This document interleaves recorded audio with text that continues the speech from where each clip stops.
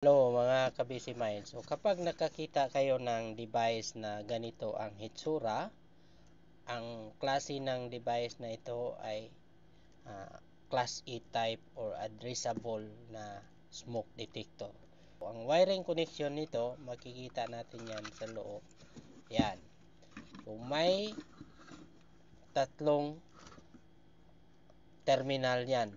So yung in at saka out. So makikita natin yan, in, out, tsaka common. So itong dalawa sa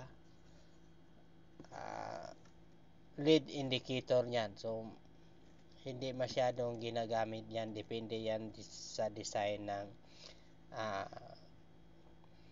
building kung may ilalagay na lead or above ceiling na device. So kadalasan ang ginagamit diyan ay itong dalawang terminal. So common ito, black, yan, terminal 3.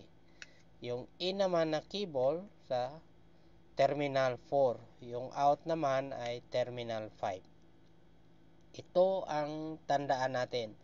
Ang in at out na cable nito ay hindi pwedeng magkabaliktad kasi ang panel ay mag-trouble kapag namali natin ang paglagay ng in at out ng cable.